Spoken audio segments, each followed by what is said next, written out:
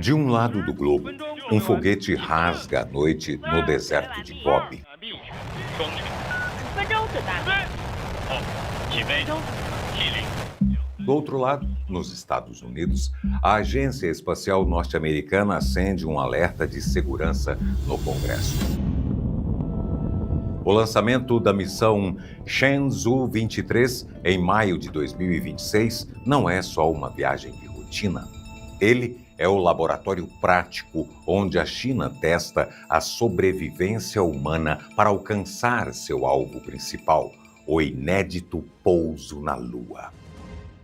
Quando o relógio marcou 23 horas e 8 minutos do dia 24 de maio de 2026, o centro de lançamento de satélites de Jiuquan, cravado na vastidão árida do deserto de Gobi, na China, tornou-se mais uma vez o centro das missões espaciais de Pequim. O foguete Longa Marcha 2F, uma estrutura de 62 metros de altura, o equivalente a um prédio de 20 andares, rompeu a gravidade terrestre carregando a cápsula Shenzhou 23. Segundo reportagens, a ascensão noturna ocorreu de forma impecável, inserindo a tripulação na trajetória exata planejada pelos engenheiros da Administração Espacial Nacional da China. O destino dessa tripulação se acoplarem na Estação Espacial Tiangong, que flutua em órbita baixa da Terra, a aproximadamente 400 quilômetros de altitude. Para colocar em perspectiva,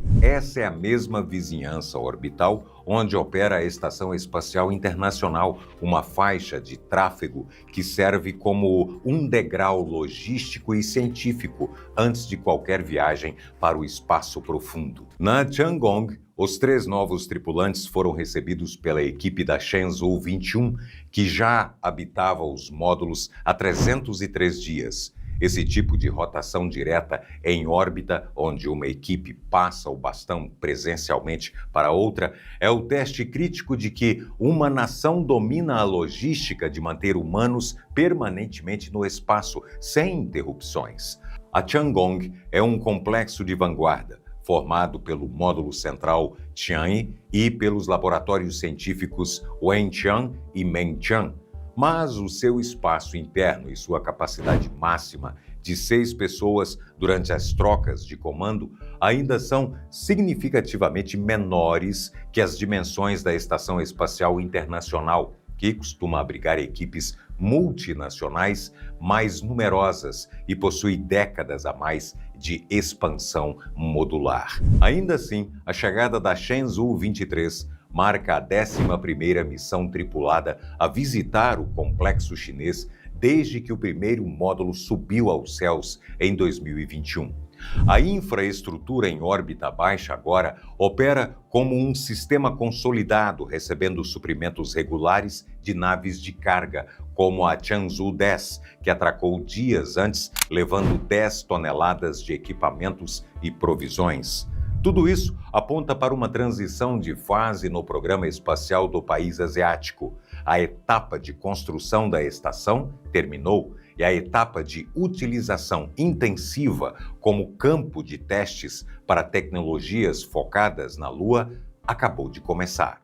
Por muito tempo, a ideia de que a Lua pudesse esconder uma fortuna parecia algo inventado. Mas um estudo recente publicado na revista britânica Planetary and Space Science estimou que a Lua pode conter mais de $1 trilhão em platina e outros metais. O número vem de um detalhe importante.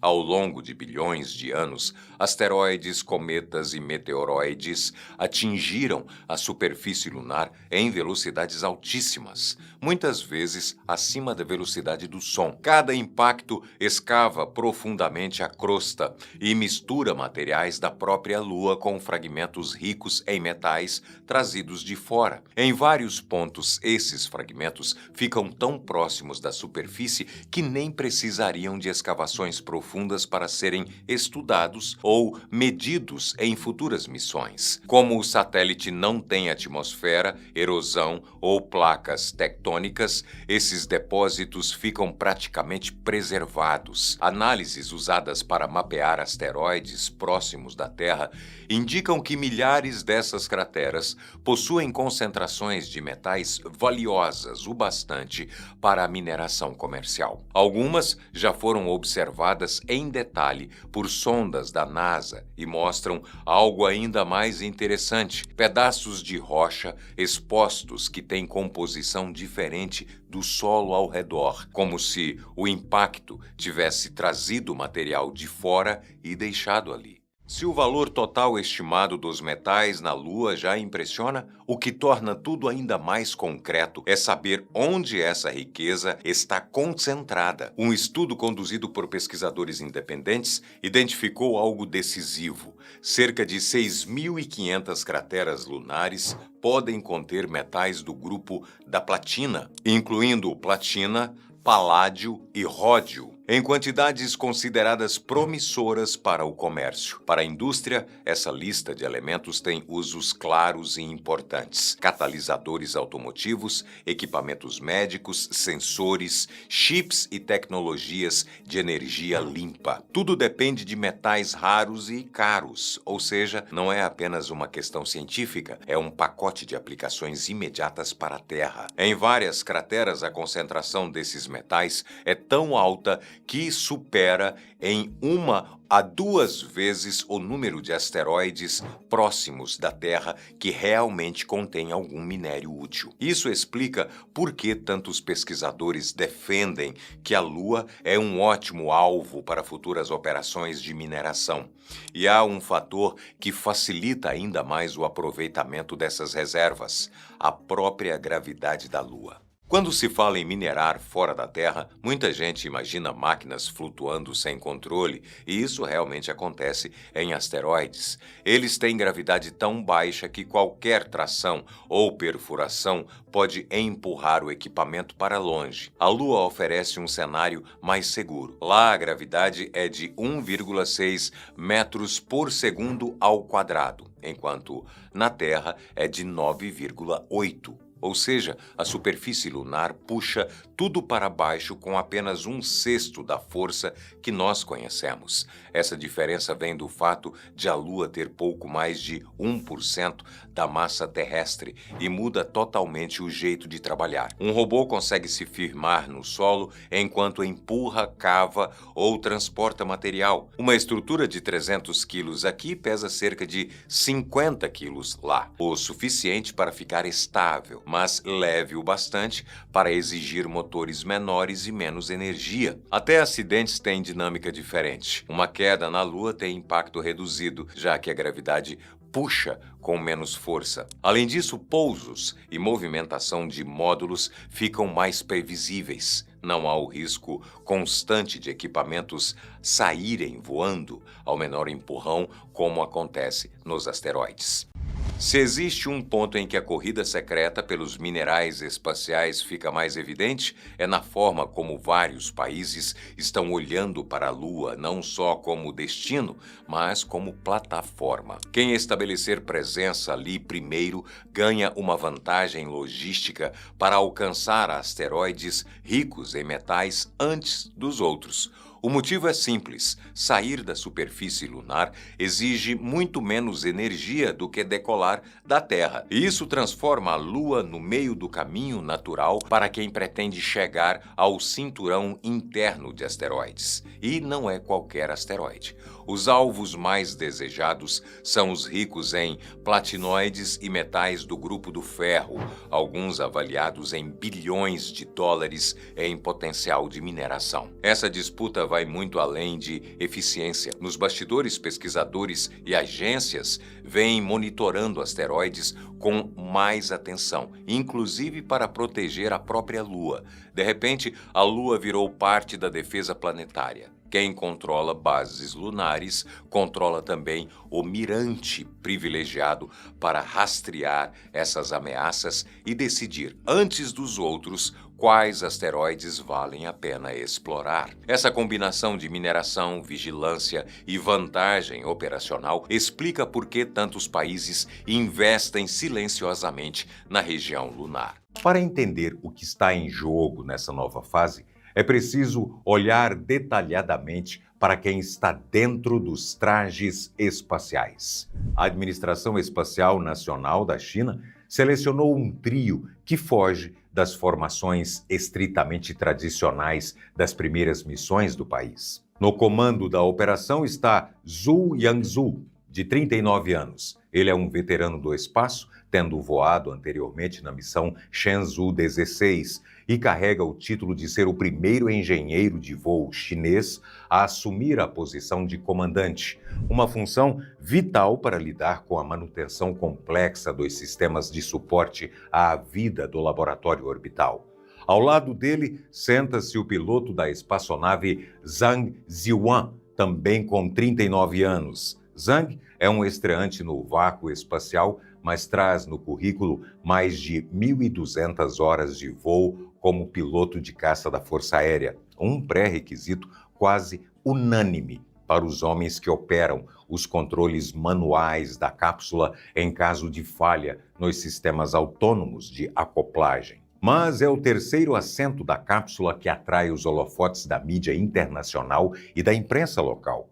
Aos 43 anos, a especialista de carga útil Lai Kai-ying, ou Li Jiang, em sua transliteração para o mandarim, acaba de fazer história como a primeira astronauta de Hong Kong a viajar para o espaço e a quarta mulher chinesa a cruzar a linha de Kármán, o limite convencionado de 100 quilômetros de altitude que marca o início do espaço. A biografia de Lai Kai-ying, detalhada em reportagens do jornal South China Morning Post e da agência estatal Xinhua, rompe o molde clássico do aventureiro espacial. Ela não veio da aviação militar. Lai possui doutorado em informática forense pela Universidade de Hong Kong e construiu sua carreira como superintendente da Força Policial do Território, especializando-se em segurança cibernética e criptografia avançada. Para conquistar sua vaga, ela superou 120 candidatos locais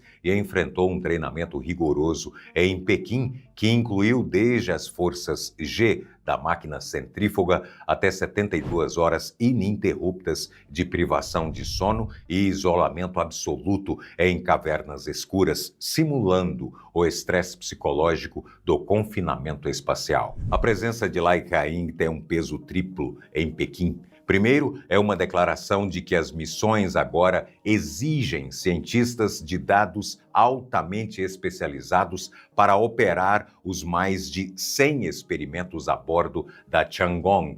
Segundo, serve como um símbolo de integração política, apresentando o programa espacial como uma conquista de toda a nação, incluindo as regiões administrativas especiais. E esse movimento de abrir o recrutamento de astronautas para especialistas civis de Hong Kong demonstra uma flexibilização tática do programa para absorver talentos da academia. Mas o núcleo decisório de comando e pilotagem das naves continua sendo um reduto estritamente controlado por veteranos militares do Exército de Libertação Popular. Se a composição da tripulação traz ineditismo político, o escopo da missão traz um marco biológico sem precedentes para a China. O roteiro padrão de uma viagem à estação Tiangong dita que a equipe passe cerca de 6 meses a bordo, realize experimentos científicos, conduza caminhadas espaciais para manutenção externa e retorne à Terra na mesma cápsula que os levou. No entanto, o comunicado oficial divulgado antes do lançamento revelou uma mudança drástica nesse protocolo. Dessa vez, quando a cápsula Shenzhou 23 retornar à Terra no final de 2026, ela trará apenas 2 ocupantes de volta. Um dos astronautas dessa tripulação vai permanecer na estação espacial para completar um ciclo inteiro de 365 dias, retornando apenas no ano seguinte, em 2027, pegando carona na missão sucessora a Shenzhou 24. Para entender por que esse experimento de longa duração importa tanto agora, é preciso lembrar como o corpo humano reage quando é retirado da influência protetora da gravidade terrestre.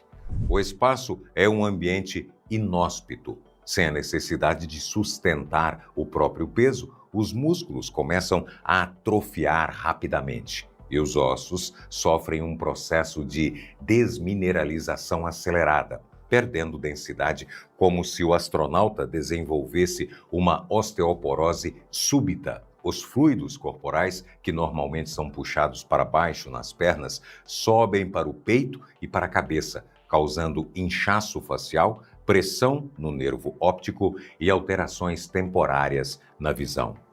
Além disso, o sistema imunológico entra em estado de estresse contínuo e a radiação cósmica bombardeia o DNA celular em níveis mais altos que os registrados na superfície da Terra. A Administração Espacial Nacional da China quer mapear exatamente como a genética dos seus próprios taikonautas responde a esse estresse ao longo de um ano, criando o que a agência chamou de um atlas multissistêmico do corpo humano no espaço.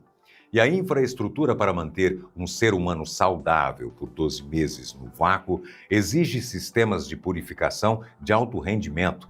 Quem acompanhou o desenvolvimento dessa tecnologia de perto foi o jornalista Wu Lei, da emissora estatal chinesa CGTN, que detalhou como a estação consegue reciclar os fluidos necessários para a sobrevivência a longo prazo. A complexidade de fechar o ciclo biológico no espaço é um dos maiores obstáculos da engenharia moderna. Diretamente de uma réplica da estação Tiangong, o repórter da estatal CGTN explicou como o laboratório chinês garante essa autossuficiência. Scientists developed a special recycling system to support life in space. The system can collect moisture, volatilized water, and carbon dioxide released by the taconauts. Even the urine is processed. All of that is done through subsystems such as electrolytic oxygen production, drinking water collection and treatment, urine treatment, and carbon dioxide and harmful gas removal. Can you imagine?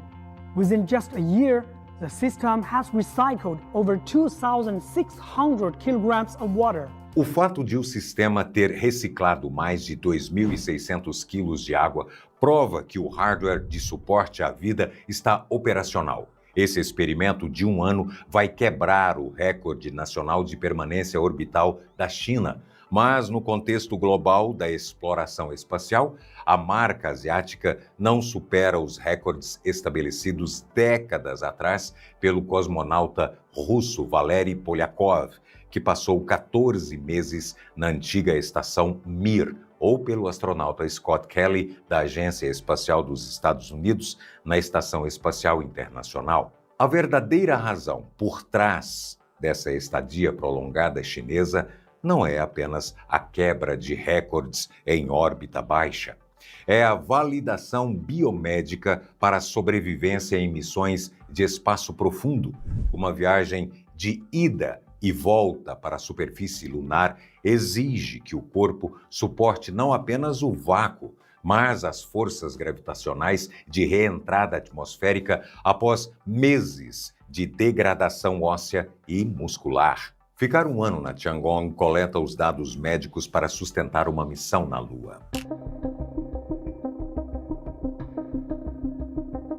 Se o conhecimento minucioso dos limites do corpo humano é o passo inicial, a construção da frota física de transporte é o passo seguinte. E é exatamente aqui que a missão em órbita baixa da Shenzhou 23 se conecta com o plano do governo chinês para o fim desta década. Em maio de 2023, o Conselho de Estado da República Popular da China divulgou ao mundo o documento oficial que delineou o prazo final da ambição espacial de Pequim. A China vai realizar seu primeiro pouso lunar tripulado com 2 astronautas caminhando na superfície até o ano de 2030. não é apenas uma declaração de intenções, é um cronograma de engenharia que está em fase de fabricação, estruturado ao redor de 3 pilares de hardware novos. O primeiro pilar é o foguete de nova geração Longa Marcha 10. Ele está sendo desenhado especificamente para ter o empuxo necessário para romper a órbita terrestre e arremessar cargas rumo à Lua. O segundo pilar é a espaçonave tripulada Mengzhu, diferente da cápsula Shenzhou, que faz o trajeto de curta distância até a estação Tiangong. Hoje, a Mengzhu é maior, construída com escudos térmicos avançados capazes de suportar as temperaturas extremas de uma reentrada atmosférica voltando do espaço profundo.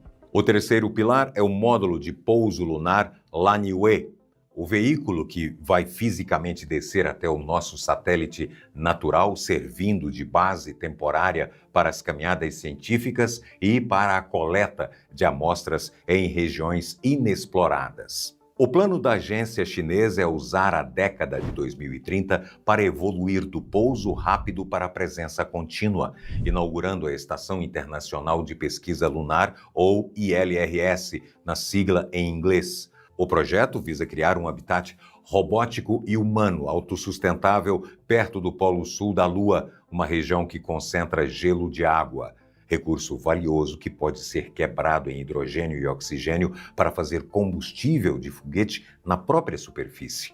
Esse avanço asiático tem um cronograma delimitado e um funcionamento governamental contínuo. Se a Lua virou trampolim da corrida secreta pelos minerais, o mapeamento mineral é a etapa mais estratégica e a menos comentada dessa disputa. É ele que revela com precisão quais crateras e quais asteroides têm depósitos que realmente compensam uma missão, e justamente por isso os países tratam essas informações com extremo cuidado. Quem descobre primeiro não divulga nada, apenas ajusta suas missões e toma a dianteira enquanto os outros ainda estão no escuro, tipo assim. Hoje, sondas e satélites que parecem apenas científicos carregam instrumentos bem mais ambiciosos. São radares que analisam o subsolo lunar, sensores capazes de identificar metais específicos e sistemas ópticos que medem a composição de asteroides distantes. Telescópios como o Rubin e o NEO Surveyor e o futuro NEOMIR da ESA também entram nesse jogo, oficialmente voltados para a segurança espacial, mas gerando dados preciosos para a mineração. Os mesmos instrumentos usados para mapear a superfície lunar também rastreiam asteroides que passam perto da Terra, identificando quais deles carregam metais raros que podem valer uma missão dedicada. A lógica é direta. Quem domina o mapeamento domina a corrida. E como cada descoberta pode valer bilhões, boa parte desses dados circula em relatórios fechados, acordos discretos e missões cujo objetivo real não aparece nos calendários oficiais. Se existe um ponto em que a corrida secreta deixa de ser metáfora e vira competição direta, é na disputa entre países que querem garantir presença permanente na Lua. Oficialmente, todas as missões são científicas, mas nos bastidores há uma pergunta que move os programas: quem vai controlar os lugares mais promissores? Isso explica por que Estados Unidos, China, Rússia, Europa e Índia retomaram o esforço lunar com tanta pressa. É estratégia. De um lado está o programa Artemis, liderado pela NASA, com mais de 50 parceiros internacionais. Eles planejam montar uma base permanente no Polo Sul lunar e uma estação em órbita, a Gateway. Por que o Polo Sul? Porque ali estão os depósitos de gelo mais interessantes, essenciais para produzir água, combustível e até oxigênio. Quem dominar essa região reduz drasticamente o custo de qualquer operação futura, inclusive as missões aos asteroides. Do outro lado, China e Rússia avançam na construção da Estação Internacional de Pesquisa Lunar, prevista para a década de 2030. Paralelamente, pesquisadores chineses lançaram o atlas lunar mais detalhado já feito, um passo importante para escolher áreas de pouso com mais precisão. No fim, a lógica é simples. Bases, mapas e pousos futuros definem quem terá prioridade no acesso aos recursos. E essa corrida acontece antes mesmo de qualquer extração começar. Entre todas as riquezas disputadas na Lua, a água é a que mais redistribui poder e, por isso, é tratada quase como informação sensível dentro da corrida secreta. Hoje se sabe que parte dessa água está presa em minerais hidratados, moléculas minúsculas de H2O misturadas ao solo lunar. A confirmação mais sólida veio em 2020, quando um telescópio da NASA detectou água na forma de moléculas completas, não apenas hidróxila, e em plena região iluminada da Lua. Foi a primeira prova química de que o satélite não é tão seco quanto se imaginava. Mas o que realmente chama a atenção das agências espaciais são os polos lunares. Ali, milhares de microcrateras ficam em sombra permanente, algumas menores que uma moeda, e podem guardar gelo protegido do calor por bilhões de anos. Estudos indicam que essas áreas podem conter água espalhada em quantidades úteis o bastante para sustentar bases permanentes e fornecer combustível para missões mais distantes.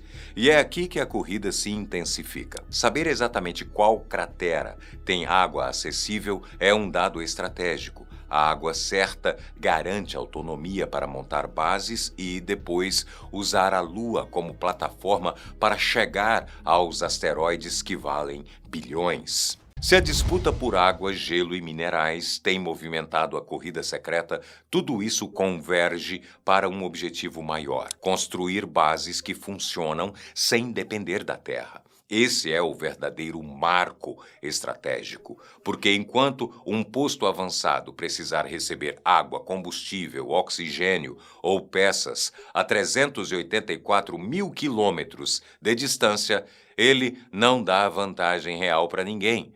Mas a partir do momento em que uma base lunar consegue produzir seus próprios insumos, ela vira um ponto de lançamento permanente, e quem controla isso controla o futuro da exploração. Os estudos mais recentes mostram que essa autossuficiência está cada vez mais plausível. O gelo das regiões polares pode virar água e combustível. O rególito funciona como material de construção. As impressoras 3D combinadas com energia solar conseguem moldar estruturas resistentes o suficiente para proteger astronautas da radiação. Em vez de transportar toneladas de material, o plano é usar o que a Lua oferece. A ideia soa simples, mas muda toda a lógica da corrida. Uma base assim permite algo que nenhuma missão atual faz: operar 24 horas por dia por anos. Isso significa explorar crateras com calma, refinar recursos no próprio local e planejar missões aos asteroides sem depender do tempo de voo desde a Terra. E é justamente por isso que tantas empresas passaram a disputar, quase em silêncio, quem será a primeira a transformar tudo isso em negócio.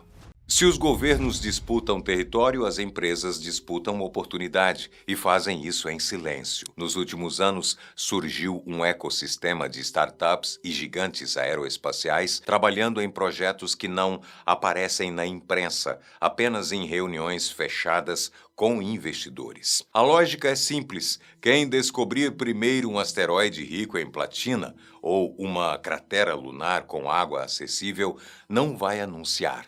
Vai tentar garantir exclusividade.